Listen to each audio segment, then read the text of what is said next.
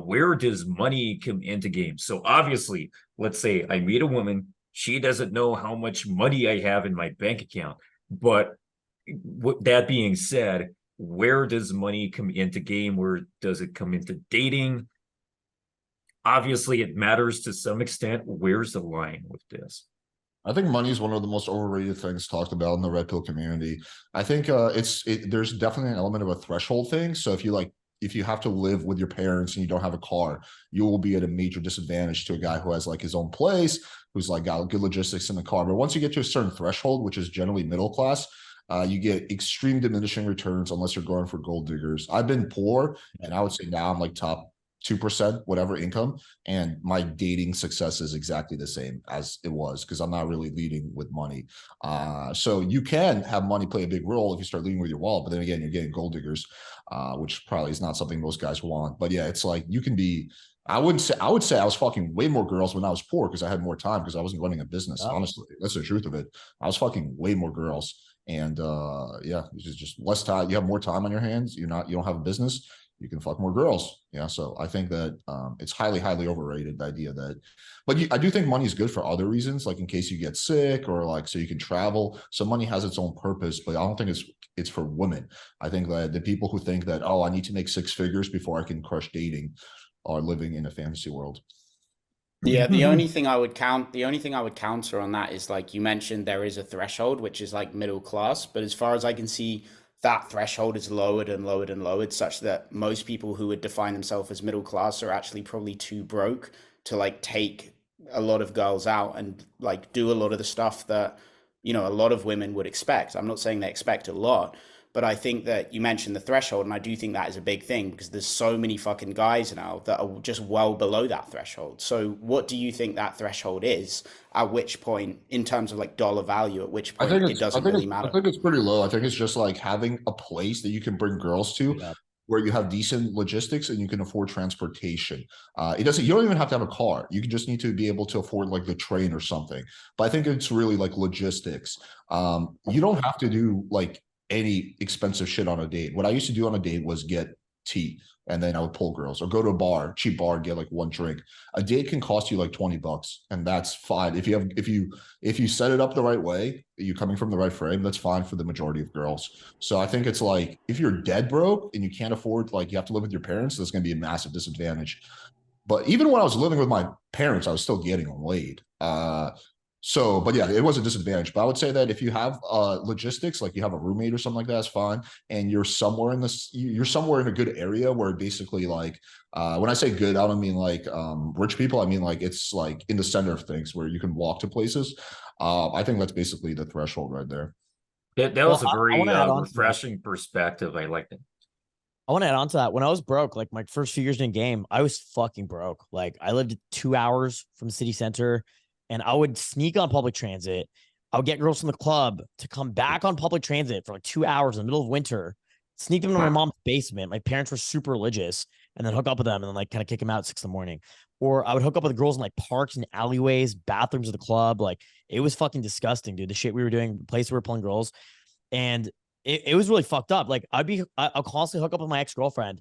And like, if you guys know the Eaton Center, it's like this famous like mall that POAs used to go to do day game. I used to fuck girls on the roof of the Eden Center. And it was just, I couldn't believe like how many girls were down for that. Now, a lot of women would be like, hey, I'm not down. I'm down to hook up with you as long as you have a place. So I like tested it. And I would say maybe 50% of the girls that you pull be down to hook up in public. So when I finally moved down, I got a place, city center, a good location. I probably hook up with around on average twice as many women. But what was interesting about that is you can still get laid and you can still have an insane fucking dating life. Even if you live with your parents in the middle of fucking nowhere or in the suburbs or you're broke. Cause I was fucking broke. Like I used to have to like steal from grocery stores and shit. And then when I finally got my own place, you know, I had a 2-bedroom condo split with like 3 other dudes. So 4 of us were sharing a 2-bedroom condo, sleeping in the living room. You know, I'd be fucking bitches in the living room. Right. Justin, here's the ultimate litmus test. Have you ever been kicked out of public transportation for sneaking on? Thinking back to the day. This is, dude, so long ago. I've been kicked off multiple times. Dude, I got arrested and detained for stealing a salad. I got like, they tried to fine me for, they tried to give me like a fine for sneaking on public transit, but I was like, I don't have any fucking money. Happened again. They tried to give me a fine, and I'm just like, nah. I just walked out. I just peaced out. Like they're like, give me your ID. I'm like, 2015, I was living in Koreatown in LA, like a really cheap area, and I was trying to get to Hollywood because that's where like all the whatever, like all the places are where you could pick up girls. And I didn't have like any money, so I would like sneak onto the train. And sometimes I would have to I would get caught and I have to like negotiate. They'd be like, okay, you have to pay $2. I'd be like, all right, listen, I have $1.25 in my pocket. How about I give you that? They're like, no, it's $2. I'd be like, listen. Let's make a deal right now. Like cutting all these like fucking back alley deals in order to get on a $2 train fee. Good times. Crazy. Yeah, I think I really don't think money matters at all. I really don't think money is ever played an effect. And I have a lot of money now, dude. I'm really successful. Oh, come on, Justin. You got to admit, there's this threshold thing. You said it yourself. When you got a place, you were able to do twice as good. So yeah, sure. Twice as good. But the thing is, the results can be fixed with volume. So if you just go meet more women and try to pull more women, you'll end up hooking up with the same amount of women. So there's less effort when you have a nice place. And the way any problem can be fixed with volume, right? But that still means that money matters. Definitely. So I think the original mindset I had was money doesn't really matter if you want to get results. So a lot of guys think, oh, well, you can't get laid unless you have money in general. Oh, okay. I disagree with that. But definitely, I mean, girls come to my crib. It's sick. I have a sick balcony. I have a hot tub. The place is set up. I have a bar in my house. I'm like $2,000 of booze, like the Pokemon in the back. And it's just perfect. Like they want to stay over. They want to sleep over. A big issue I have is like girls randomly show up to my crib unannounced, want to crash my house. I'm like, get the fuck out of my house. Right. So it's kind of the opposite problem now. Right. And you guys don't have like security at the bottom or whatever to keep them out. Like you don't have I do, but then like they'll buzz up and they'll text me like I'm downstairs. And I'm like, so the whole point is I have such good logistics now where city center penthouse, downtown Toronto, down the street from all the clubs, where it's just like pulling is such a, I don't have to think about it. It's just like a part of the daily routine. So yeah, definitely money will help you with logistics, right? But it's not necessarily going to fix the game in general, right? And dude, sometimes I'll be at the club. The club's a little bit far away from my house. I'll just end up pulling a girl in the bathroom anyway because it's logistically more viable. It just makes more sense. I think to go to the club bathroom. You know what I mean? I think we got to be like very careful with like hyperbolic statements. With like people do this with looks that we just spoke about. Like looks don't matter. So I agree. Like there's no one thing that's going to fix your game or get you laid. Like there's not one thing. You need to incorporate everything. And I think for people listening, we also have to be careful. Like money has helped all of us. Okay. Oh yeah.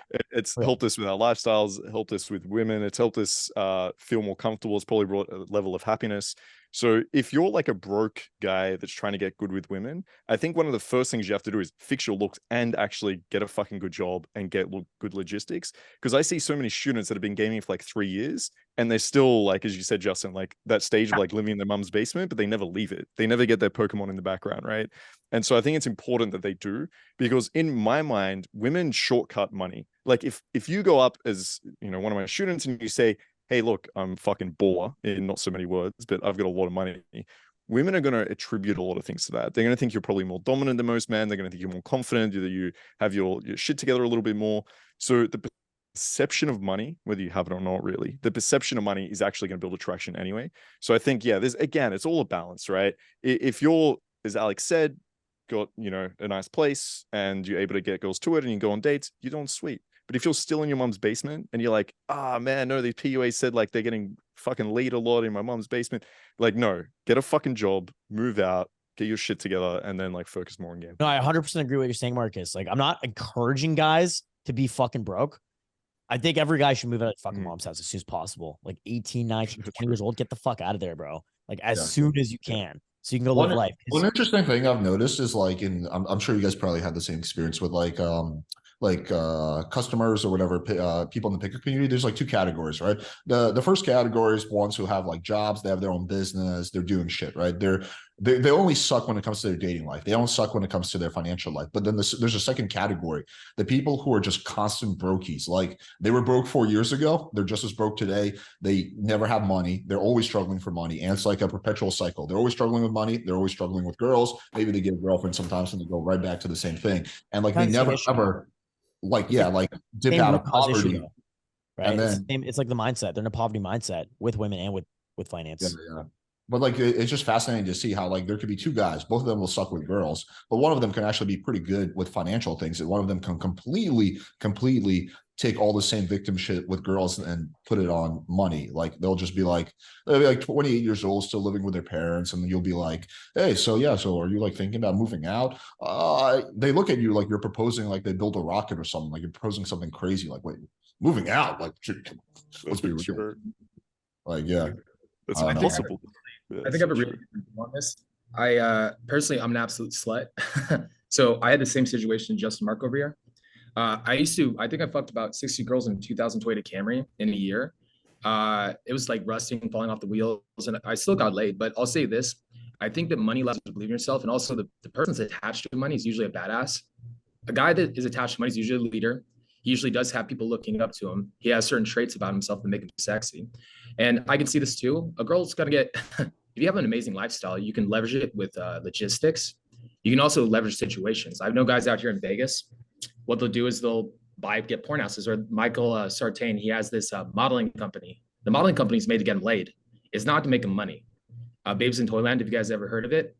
And I can also imagine a girl wanting to be a part of this lifestyle, being around him more, and getting Stockholm syndrome through the act of like just, having an amazing lifestyle. But usually the guy that's attached to money is cooler, and also allows you to believe in yourself. To get hot girls, that's where status comes in, though. I think money can actually buy you status, right? And I think status is probably the number one indicator. Like women go to status, they go to value, and so money can facilitate things that would lead into status. Like I know this one dude who was a millionaire with an HVAC company, but he was like been with 3 girls his whole life. So he used the money from his first company to start a modeling agency. So not a modeling, it was like a fashion show. Started like a fashion show, and he'd hire models. But because he's spending all his money on these like fashion events, a lot of women would want to sleep with him because he's like kind of the leader, created like a dominance hierarchy in the fashion event he's doing. And so a lot of these models would kind of want to hang out with him and date him. I just know Just too to many. clarify, it's like top 0.1% of money can buy you lifestyle. Like that's not rich. That's like ultra rich where you buy a company. But like someone who makes like $500,000 a year, like they can't use money to get status, probably. Okay. I disagree a little bit. I look at too many different people out there so usually I look at what is the unifying fundamentals of a situation. And I've sold too many clients who've been rich, who are just god awful with girls. I know you guys have too. Unifying trait is that a guy's cool as fuck. Money's more likely to be an indicator of somebody being cool. But I know too many clients who are rich as fuck and god awful with girls. Honestly, I take them out with me. It's like I can feel the needy, leechy energy off of them. Money doesn't directly make somebody attracted to you, but it can again leverage situations, and it makes life a lot easier and allows you to believe in yourself, believe that you're a bad motherfucker. But it's not money directly.